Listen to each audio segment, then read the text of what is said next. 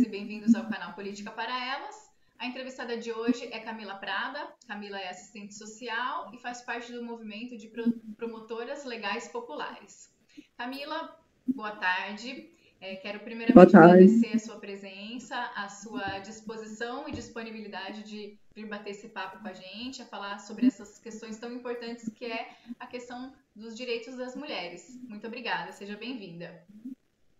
Obrigada a você pelo convite. É uma honra participar, né, dessa etapa da sua trajetória.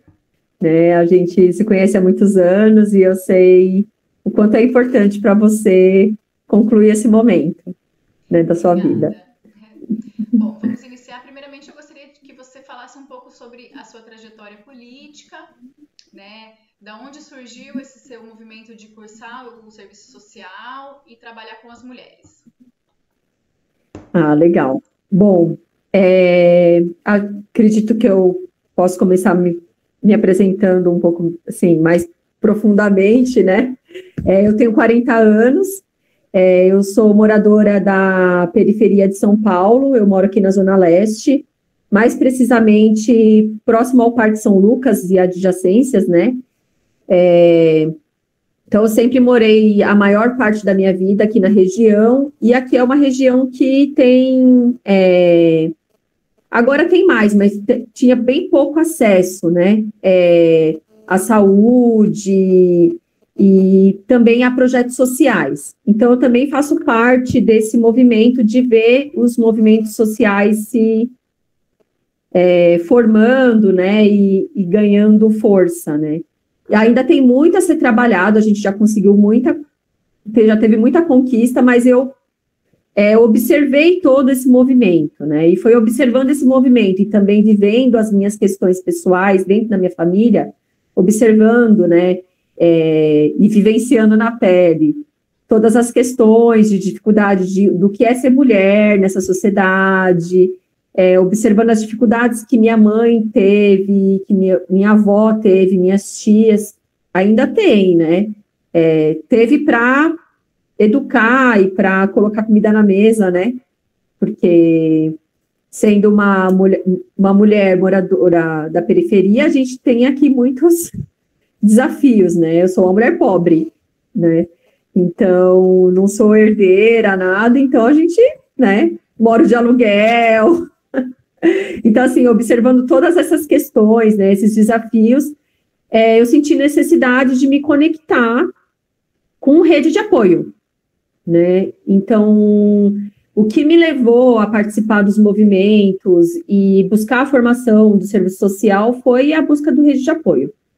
Também, sim, a minha família tem um histórico de atuação na assistência social. Eu tenho minha tia materna é assistente social, tem outras tias também que são assistentes sociais, então tem uma atuação, né, na área do serviço social, então já tinha, né, uma base nesse sentido, então, assim, para mim foi mais fácil acessar esses lugares. Eu sei que é muito mais difícil para uma pessoa que vive num contexto familiar, principalmente, não conseguir acessar, né, mesmo tendo pessoas trabalhadores da assistência social na família, para mim também, em alguns momentos, eu me senti alienada das questões, assim, de estrutura mesmo social, né? E foi em 2013, mais ou menos, 2012, 2013, eu comecei a fazer parte de um grupo de mulheres, de anônimos, né?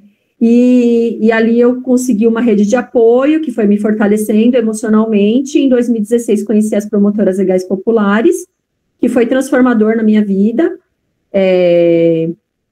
Me divorciei de um relacionamento que não era saudável e voltei para São Paulo, né? Foi em Piracicaba que eu fiz esse curso, né? As promotoras legais pode ser considerada um curso.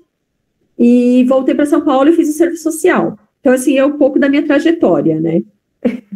E atualmente eu não atuo no serviço social, mas já atuei no serviço de proteção à criança e adolescente vítima de violência, estagiei no núcleo de convivência de idoso, na Penha, e também trabalhei num centro de defesa e convivência da mulher aqui na região da Vila Ema, a Casa Zizi, né? E atualmente eu estou trabalhando no administrativo do Conselho Regional da Psicologia, né? Não está tão fora, assim, né, das causas sociais, né?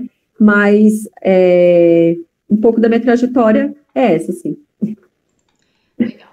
Você disse sobre as promotoras legais populares, né? Que você fez um curso e que foi transformador para você. Você falasse um pouco sobre o que é esse movimento, como ele surgiu e quais são as atividades que vocês desenvolvem, quais são os serviços. Ah, legal. Eu até fiz uma anotação aqui, né? Porque também tudo de cabeça, assim, né?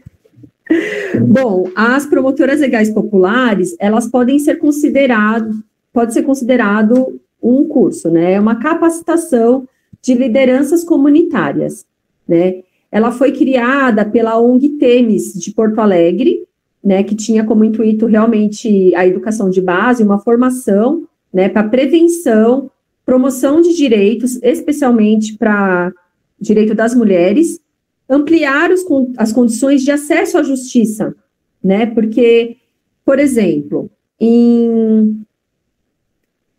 eu anotei aqui o ano que 1985 que a Delegacia de Defesa da Mulher foi criada.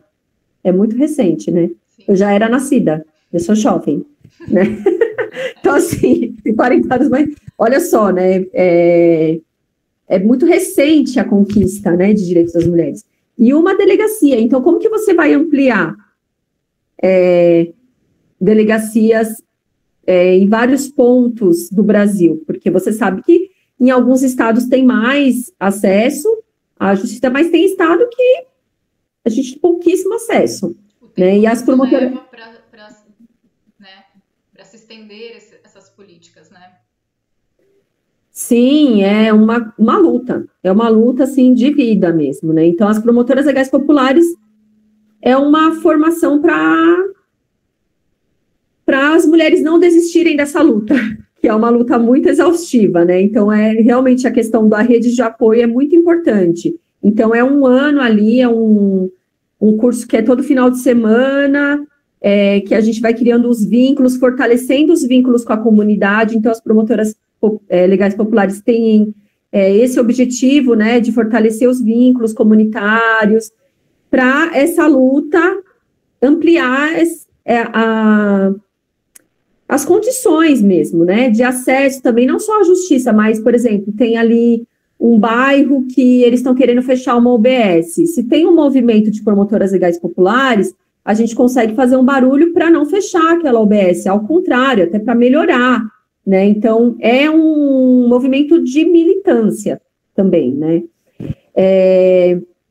E também cria um espaço público ali para dar visibilidade a essas mulheres que estão querendo ampliar a sua voz. Então, de repente, tem uma comunidade ali que tem um aumento de violência doméstica, né? Então, aqui mesmo, né, na nossa região, a Casa Zizia, onde que eu estagiei, é um movimento que foi isso, né? Estava acontecendo muitos casos de violência doméstica, e aí começou um movimento de militância política para criar uma casa para acolher essas mulheres e entender também quais eram os desafios ali para minimizar o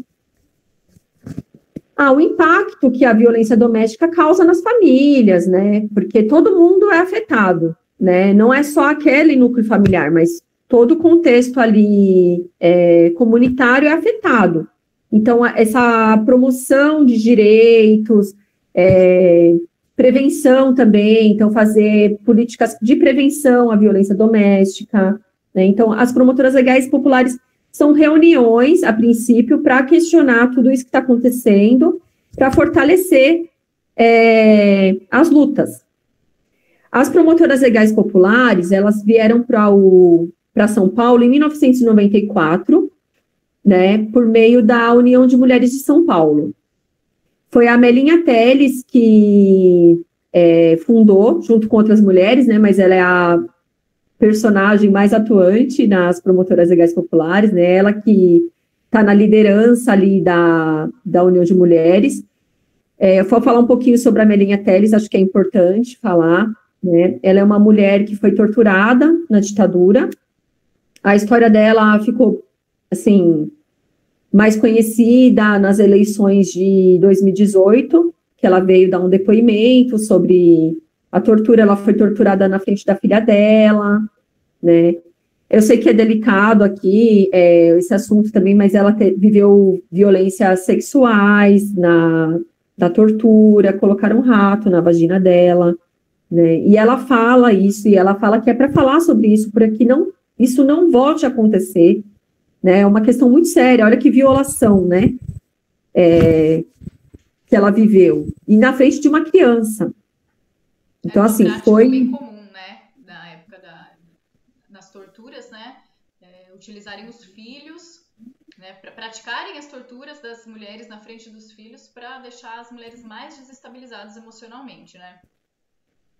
Exatamente. E aí ela fundou a União de Mulheres São Paulo e trouxe as promotoras legais populares para São Paulo, né? E esse movimento foi ganhando força. Em 1988, elas fizeram parte da criação, né? Não sei criação, né? Da Constituição, né? Da implantação da nova Constituição. A causa maior era colocar que homens e mulheres são iguais em direito, né? Isso tem a ver com o contexto da época, né? E trazer também a palavra gênero para a Constituição, porque uma prática muito comum num governo autoritário, um governo que invisibiliza grupos sociais, né? Então, as mulheres ficaram invisíveis muito tempo na história, né?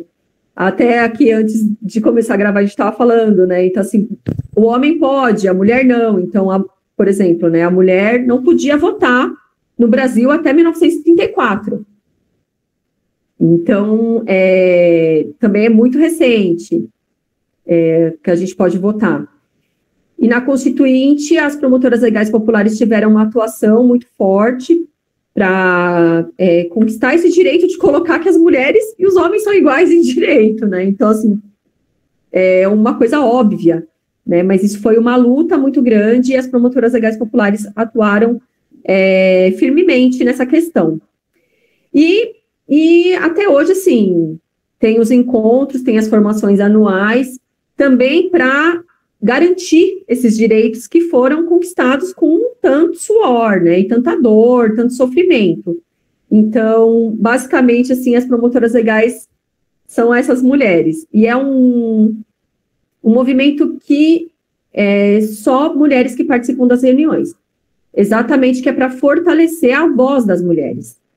Né? Os homens, eles podem eventualmente participar de algum evento, né, de alguma atividade e tal, mas ali é um movimento para fortalecer as vozes das mulheres, né? Sejam elas biológicas, né, e também as mulheres do grupo LGBTQIA+. Então, todas as mulheres são bem-vindas nesse movimento. Basicamente é isso, assim. Legal.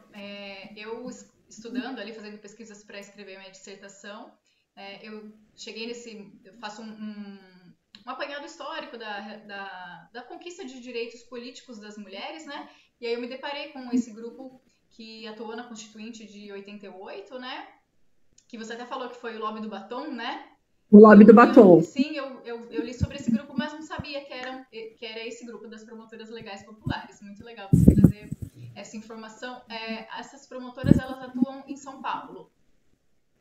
Não, tem no Brasil. Tem no Brasil todo. Tem no Brasil todo, é lógico que em alguns estados é mais forte o movimento, né?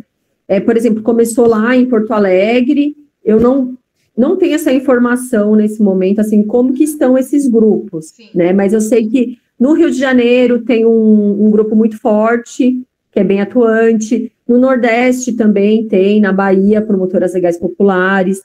Então, assim, eu não sei te dizer precisamente quais são os estados que estão nesse momento ativos, né? Mas é no Brasil todo. Aliás, importante dizer também que as promotoras legais populares começou como um movimento da América Latina. São várias ONGs da América Latina que começaram ali um movimento de promoção de direito das mulheres, prevenção de violência contra as mulheres, aquelas violências que são específicas contra as mulheres, né? Porque uma questão também que eu vejo quando a gente trata desse assunto, né, do machismo, especificamente, é que fala assim, não, mas homem também sofre, homem tal, não sei o quê, né? Entra nessas questões, né? Então, mas, não é sobre isso. Uhum. É sobre questões específicas que mulheres sofrem. Tem questões específicas ali, né? Por exemplo, a violência doméstica. A gente pode dizer que existe violência doméstica contra o homem? Pode ser que sim, eu não conheço, né? Mas se a gente for ver os números, né? Exatamente. Que são as mulheres, é um problema feminino, é um problema ali que afeta diretamente as mulheres. A violência doméstica pode existir contra o homem? Pode uma mulher agredir um homem dentro da sua residência, dentro do seu relacionamento? Pode, mas os números, as pesquisas estão aí para nos mostrar que isso se trata de um problema feminino, né? Sim, tem várias questões, né? Até tô dando uma anotada aqui para eu estruturar o pensamento, né? Porque essa discussão vai longe, ela vai muito longe, né? A gente estava até falando, a gente citou a Silvia Federici, né, que é uma pesquisadora desse assunto, e ela publicou alguns livros recentemente. Então, assim, ela tem uma pesquisa muito profunda sobre o machismo, sobre a invisibilidade das mulheres, sobre também colocar as mulheres em determinados lugares na história, né? A mulher perdeu muito espaço na história, então, assim, espaço de atuação política, na divisão do trabalho também. Então, uma das questões que ela traz, que acredito que seja a questão que está no topo mesmo, né, é a questão da divisão do trabalho e do trabalho remunerado. Porque isso é uma questão. Porque o patriarcado, ele coloca o homem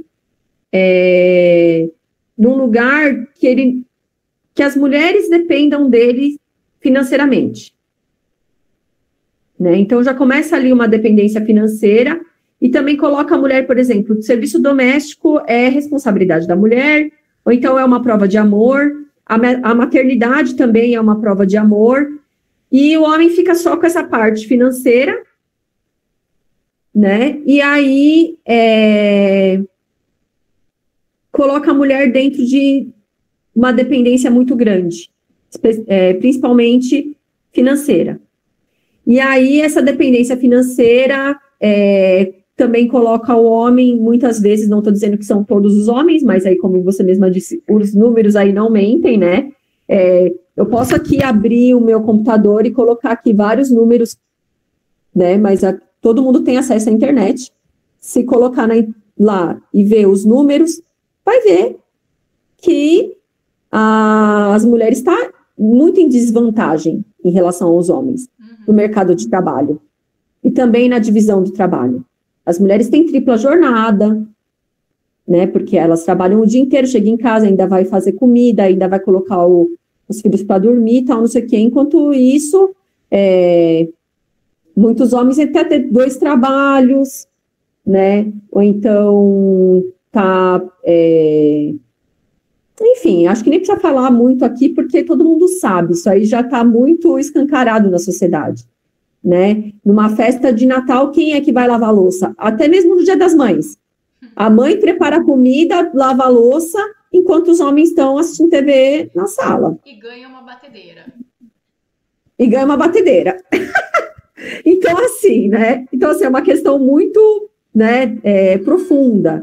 E vai para além disso também, porque aí entra em vários grupos, né? Então, também a gente estava falando, né? O meu artigo de conclusão de curso da assistência social foi sobre o impacto na vida das mulheres brasileiras diante da crise do coronavírus e o serviço social. Então, por exemplo, o desemprego aumentou muito durante a pandemia. E as mulheres que ficaram desempregadas. Porque quem é que vai cuidar da família com um monte de criança em casa? Suspenderam as aulas? Quem é que vai? E aí a mulher não tinha tempo de ficar no home office direito. A mulher abriu o computador para ir ficar no home office, estava lá trabalhando, mãe. Né? E aí também o desemprego atingiu os homens também, porque você fala assim, pode se considerar? Pode. Muitos homens ficaram desempregados durante a pandemia. O desemprego foi horroroso, né? Eu tenho aqui os dados precisos, né? Eu tenho aqui da época aqui no meu artigo, mas acho que depois você pode colocar na legenda, né? Acho que podia combinar assim para também não ficar muito, para não perder a linha do pensamento e ficar muito nos números. Mas assim, numa situação de desemprego da família, a mulher fica desempregada, na sequência o homem fica desempregado, o contexto familiar vai ficar tenso. Sim. No mínimo vai ficar tenso. A mulher sobrecarregada ali com os afazeres domésticos, com lidar com as crianças. Muitos homens, aumentou muito o consumo de álcool também durante a pandemia. Isso é uma questão... uma questão de saúde pública também, que a gente não tem controle, né? Aumentar as tensões. Agora, se um homem agride uma mulher, numa situação frágil, a mulher também está muito em desvantagem. Esse dado aqui, eu anotei que acredito que seja o mais importante a ser dito, né? Em abril de 2020, fazia um mês que a gente estava em lockdown lá, né? Estava em confinamento, aumentou em relação a 2019, 44% o aumento de feminicídio. Não foi nem violência doméstica, assim, para dizer assim, agressão, a violência psicológica, né? Porque a violência doméstica tem vários tipos de violência doméstica, né? Começa na psicológica, vai para a física, mas tem a patrimonial também, né? Aumentou muito, porque não é... Já vai para um caso, assim, de assassinato. Então, é muito sério, né, essa questão. Então, se ficar nessa, tipo, homem também sofre violência, tal, não sei o quê, existem mulheres violentas, mas os números não estão mentindo. Exatamente. A gente está vendo que está crescente, talvez a violência seja tão naturalizada que quando a sociedade repara, a mulher já morreu. Então, é muito sério. Pode falar. Um ponto que eu ia até trazer, aí eu já vou fazer uma próxima pergunta para você aproveitar esse gancho da violência doméstica. Tem esse pensamento social de que os relacionamentos eles devem ficar no âmbito privado, né? Então, o que acontece ali dentro da residência tem que ficar ali, né? Que não deve se tornar público. No entanto, a violência doméstica é um problema social, não é um problema particular, privado, né? E essa violência doméstica, ela afeta a mulher de diversas formas. Afeta a mulher emocionalmente, financeiramente, psicologicamente, né? Eu queria que você falasse um pouco sobre isso, sobre a gente... esse pensamento vem mudando, né? A gente está saindo dessa coisa de pensar o relacionamento abusivo, violento, como uma coisa privada, e as mulheres estão tendo mais coragem de ir numa delegacia, prestar uma queixa, de pedir medidas protetivas, mas ainda existe esse pensamento, né? De que forma a violência doméstica ela afeta as mulheres na sua percepção? Bom, em relação aos relacionamentos do âmbito privado, né? Achei muito interessante porque eu ainda ouço, você também deve ainda ouvir, e quem está assistindo também ouve essa frase. Em briga de marido e mulher, ninguém mete a colher. Né? E você também falou, isso vem mudando, não só por conta de políticas públicas, embora as políticas públicas eu vejo que ainda falta muito, poderia ser muito mais acessível e também ser falada mais, ter mais programas de prevenção em escola, isso teria que ser mais visível para a população, ter mais estrutura também nos bairros, não tem um interesse, né? O capitalismo não tem esse interesse em fazer esse tipo de programa. Mas aqui, por exemplo, sem fazer propaganda, né, teve um magazine famoso aí, né, que criou até uma campanha, né, que briga de marido e mulher, se mete a colher sim, né, até criou um fundo para auxílio à prevenção de violência doméstica e também para ajudar as mulheres vítimas de violência doméstica. Você comprava uma colher nesse magazine, né, então, assim, tem algumas empresas que já estão trabalhando nessa conscientização da violência doméstica. Mas também, assim, por exemplo, o 180, que é um canal de denúncia. Porque é difícil denunciar uma violência doméstica. É teu vizinho. Assim, você ouve o seu vizinho agredindo a pessoa e se você for se meter, você corre o risco também, né, de sofrer a violência. Então, é importante o acesso a esses canais, né, essas denúncias, desses canais oficiais também, porque isso também, cada denúncia mostra que a quantidade que se tem de violência doméstica. Aqui no meu artigo, tem aqui um aumento de acesso à violência doméstica, até durante a pandemia, eles disponibilizaram um canal para você fazer um boletim de ocorrência online, coisa que não tinha para violência doméstica, isso aconteceu durante a pandemia, e é uma coisa assim que poderia ter tido muito antes também, né? Mas também, por exemplo, as medidas protetivas que você cita, é muito difícil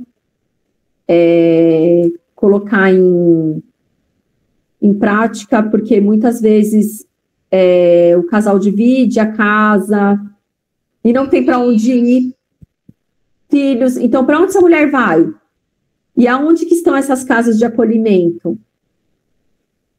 Né? Então, tem pouca política pública, e no último governo diminuiu muito. Na época que eu escrevi o artigo, e acredito que foi um pouco mais, que eu tinha dito, né? 84% diminuiu o investimento em política pública. A violência doméstica no último governo, sendo que a gente teve essa questão gravíssima durante a pandemia. A violência aumentou e a verba para as políticas públicas diminuíram, né? Não casa. Então, a conta não bate, né? Então, a gente realmente é uma discussão que tem que ser trazida sempre para a sociedade. Eu particularmente estou atuando mesmo no movimento social de combate ao machismo desde 2016. Esse ano faz 7 anos, né? Até que faz bastante, né? Parece que foi ontem.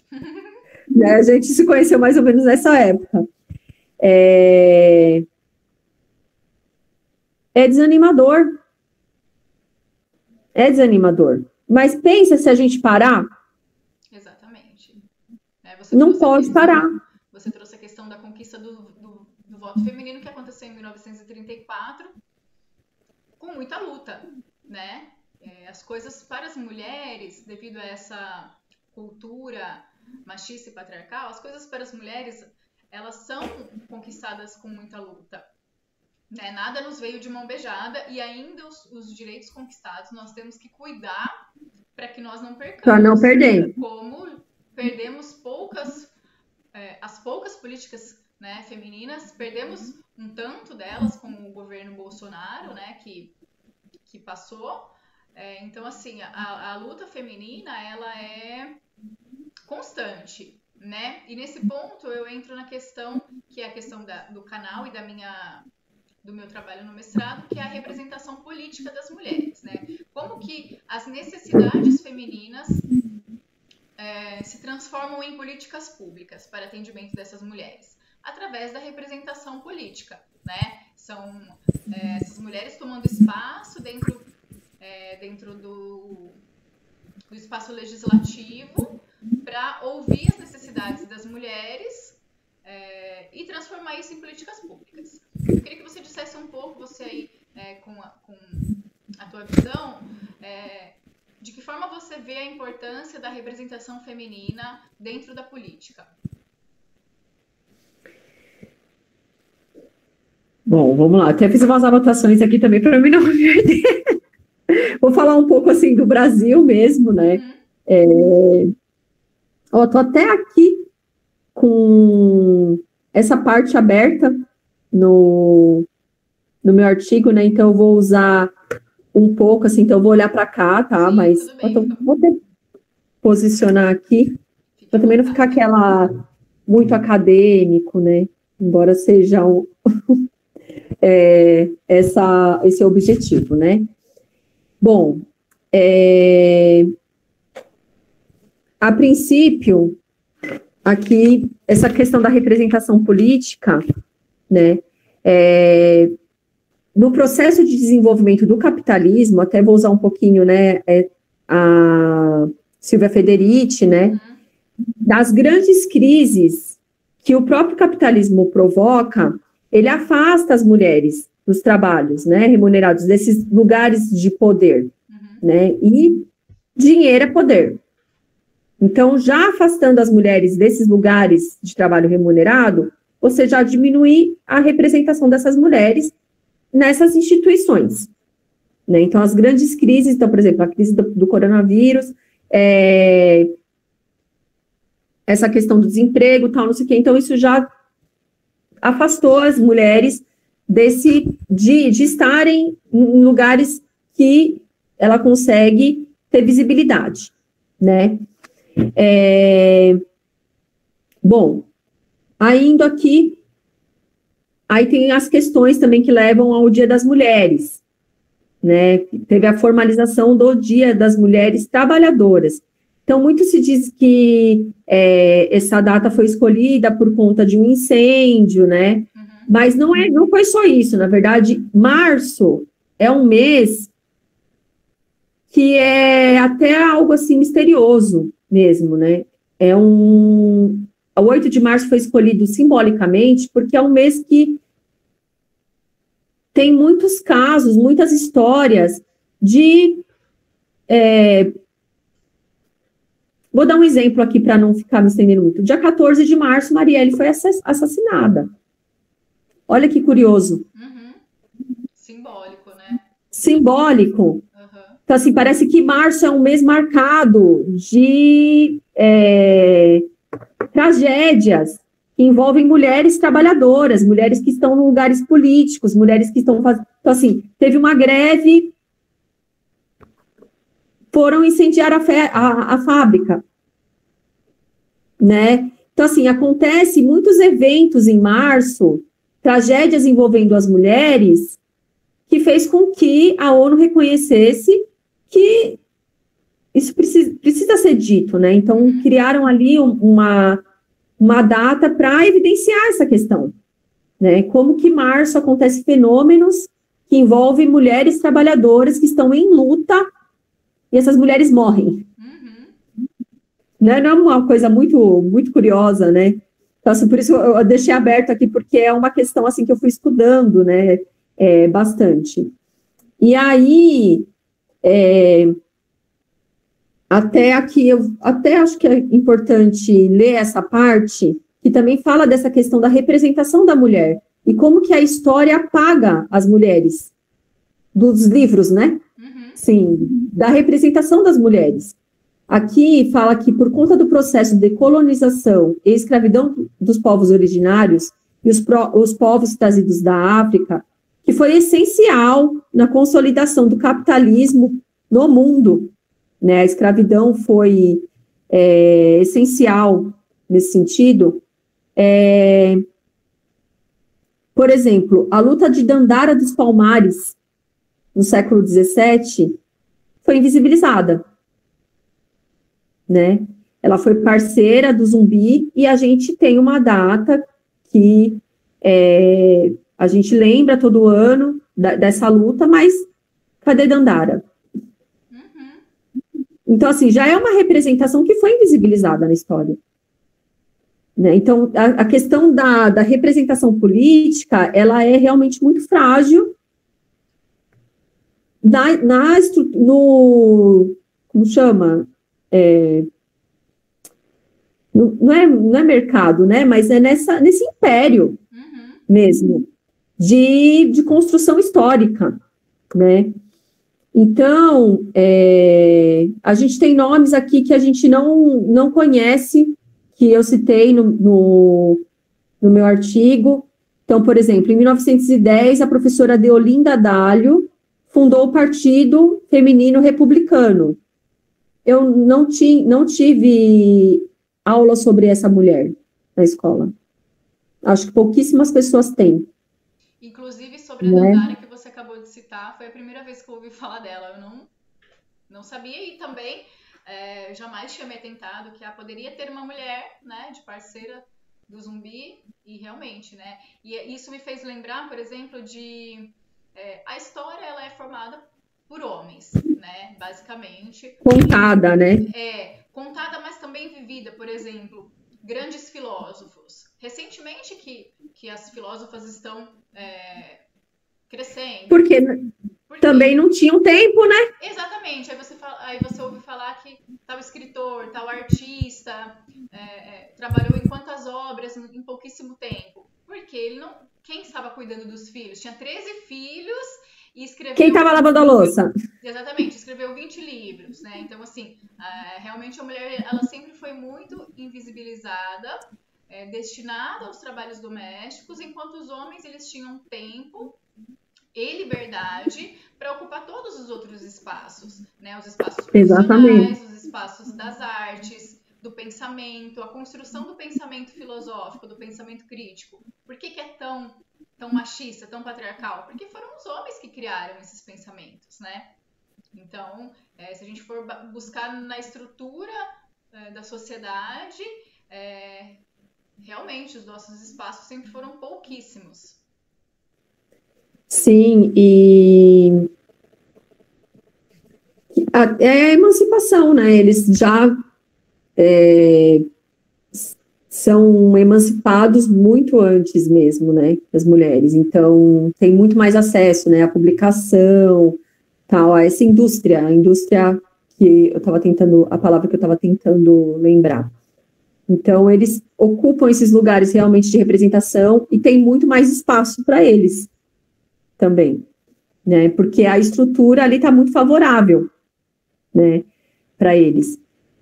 E também, assim, as outras mulheres que representam, né, a luta, muitas vezes vêm aí de histórias trágicas. Então, por exemplo, Maria da Penha,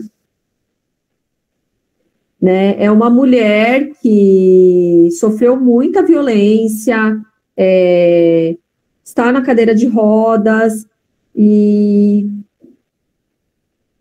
ela deu o nome à lei, né, de prevenção não, né, de proteção, mas também é para prevenção, né, de violência doméstica.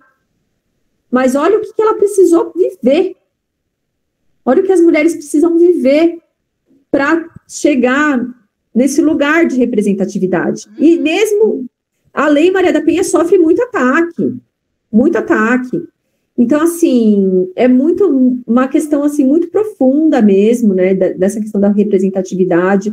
Eu trouxe a Marielle Franco, né, vou falar sobre ela, porque quando a mulher também alcança um lugar de visibilidade e quando ela começa a ser ouvida e também influenciar outras mulheres, acontece o que aconteceu com ela. Ela é assassinada covardemente, em praça pública, assim, em horário que tem criança na rua, né? Enfim, assim, então... E também, o que acontece, que eu não estou muito... Aqui também não tem esses dados muito certo, né?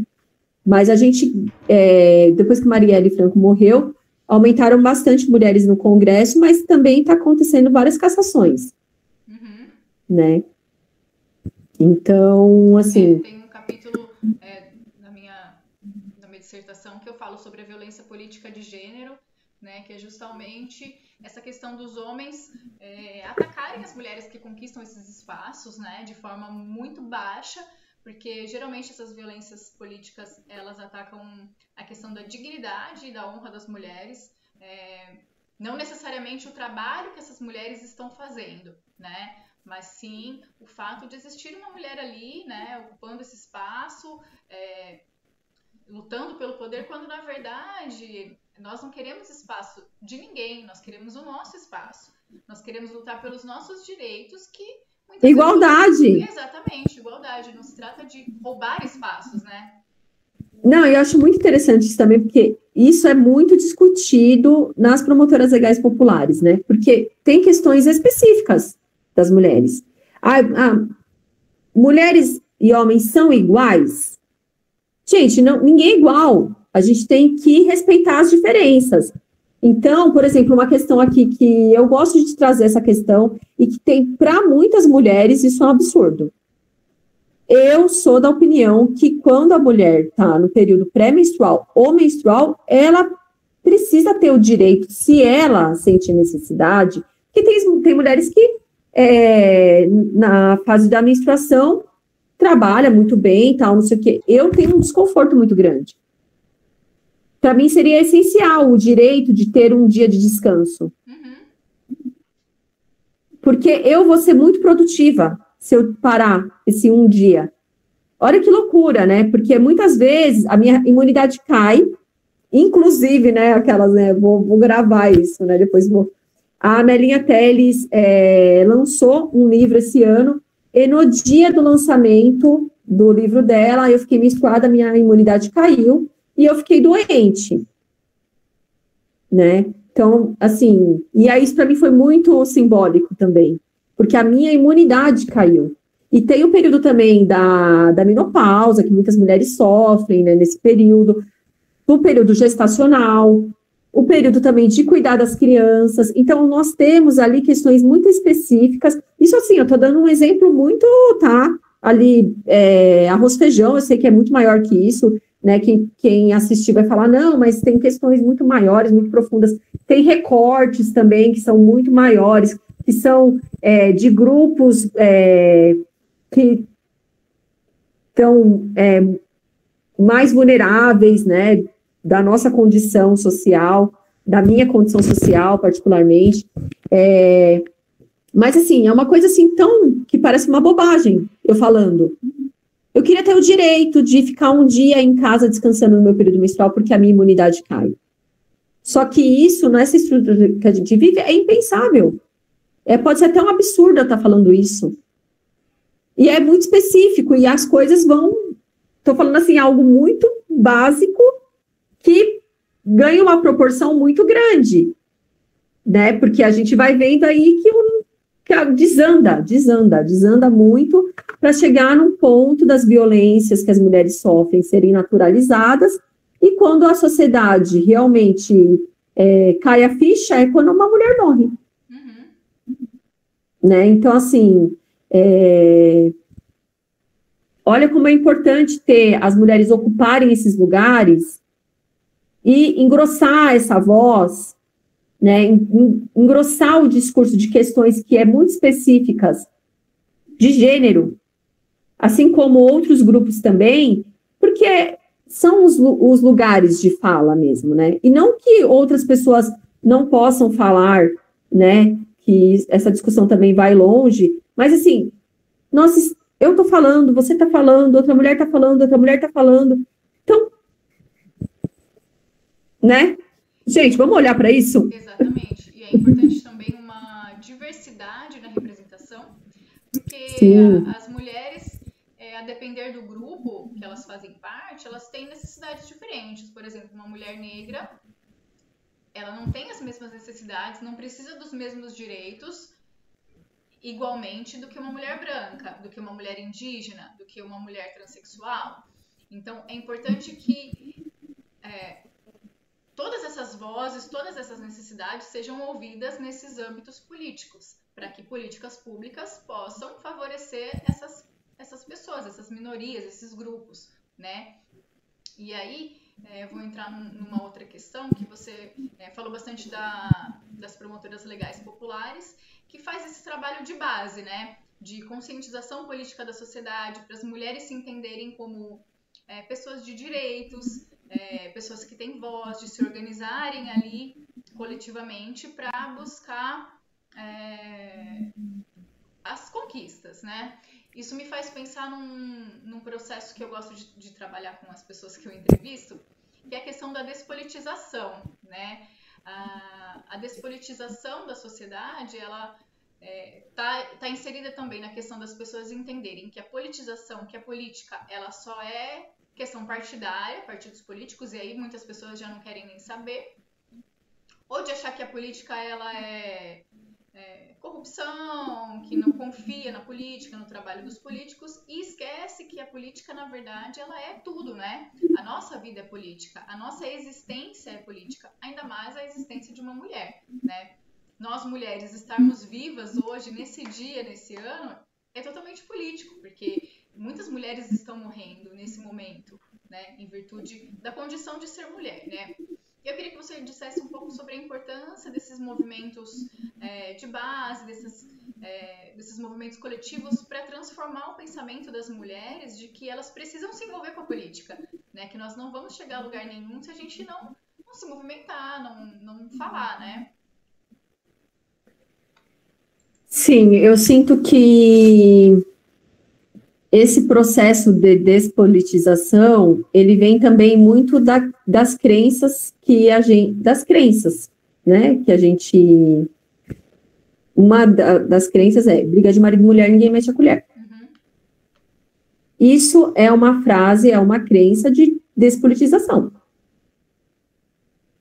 né, porque, sim, mete-se a colher, sim. Sim, muito bem lembrado, né? O relacionamento não é só privado, né?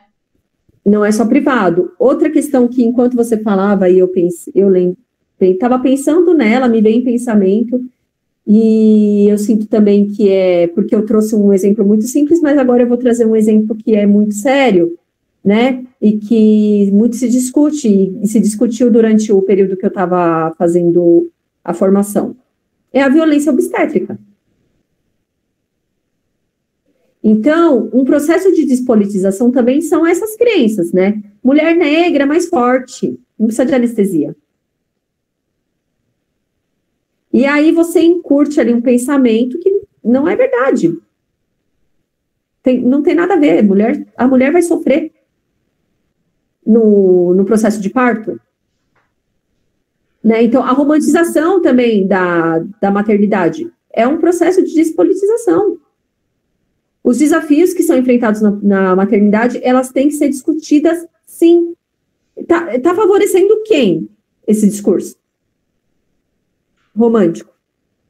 Tá favorecendo quem, essa economia de anestesia? Tá favorecendo quem? Né? Então, assim, tem questões muito profundas. O ponto do marido. Porque, né? A mulher sofre pra caramba. Sabe? Então, esse processo do parto é um processo também que no livro O Caliban e a Bruxa, a Silvia Federici explora, né? Mas é um processo, assim, que foi uma despolitização horrorosa, porque nós temos crenças, nós temos aqui enraizado na nossa mente, como sociedade, não é só homem, mas mulher também, questões que precisam ser discutidas, e que é tão delicado, né? Porque como que você vai mexer com isso, né? Você vai mexer com questões assim. E aí leva para o partido. Porque se tem um partido que está defendendo ali uma fantasia, é muito mais fácil seguir aquele partido que está trazendo essa fantasia. Né? Então, é muito mais fácil você seguir o véu da ilusão do que você bancar ali realmente uma discussão política. E que não é partidária. Porque você vai ter disputas, e aí vai entrar em outro campo, que você vai ter um partido, vai ter disputas de território, vai ter outras disputas, e tem interesses, enfim, né? Mas as discussões, elas têm que ser trazidas. e validadas. Então, esses grupos, essas redes de apoio, esses grupos de base, que não podem acolher vários partidos. Em 2019, eu me reuni com algumas mulheres aqui da região e a gente criou um grupo chamado Emanas, Rede de Fortalecimento de Lutas Feministas. E era um grupo exatamente, que vinha mulheres de diversos partidos. É uma treta. É uma treta, porque é muito difícil, realmente, trabalhar o maior desafio das Emanas foi trabalhar todas essas crenças e também conseguir com que as mulheres consigam. O tempo das mulheres é muito difícil, porque era muito difícil reunir todas as mulheres num dia só, e criança junto, e o revezamento é um desafio muito grande. É muito grande discutir política, porque vai em questões de ordem pessoal.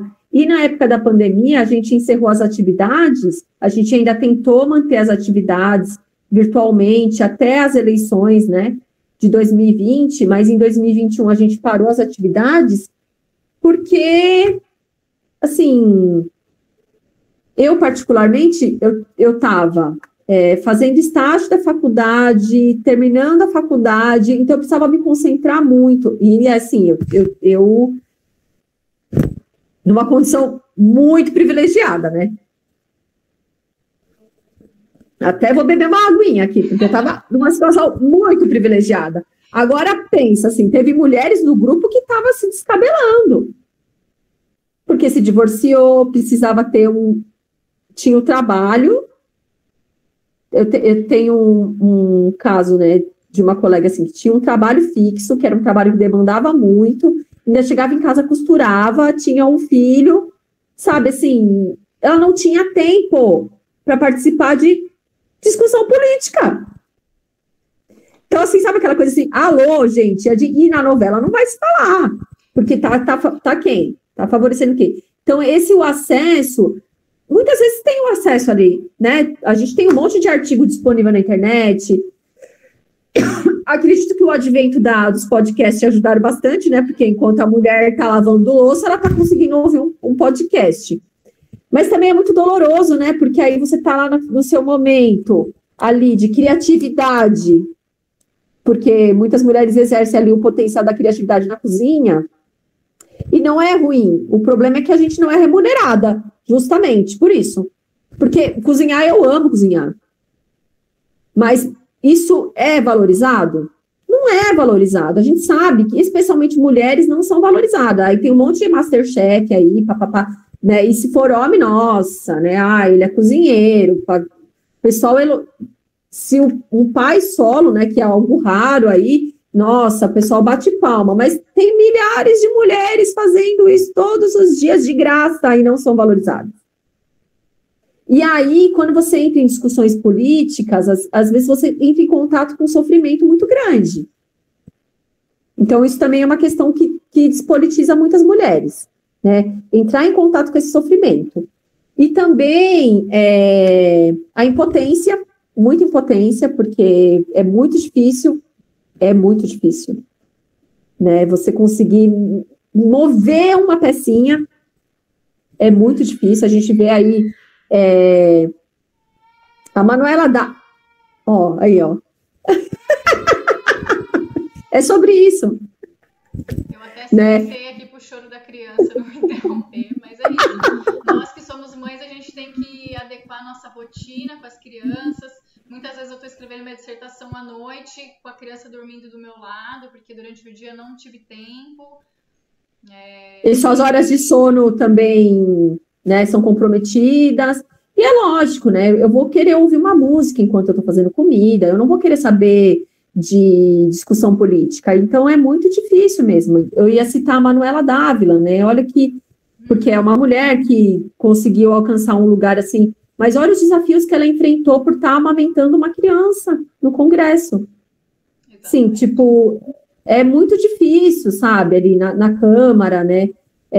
E a gente vê outras mulheres que estão tentando, que é o básico, é o mínimo. Gente, ninguém nasceu de chocadeira, sabe? Então, assim, a despolitização eu vejo que é uma questão realmente que é muito difícil, né? Porque aí entra a questão da alienação, e aí, né, eu sou assistente social, né?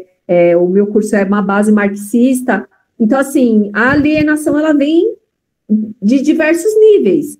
Às vezes, eu, né, tendo todos os privilégios e na profissão, tem dia que eu quero me alienar.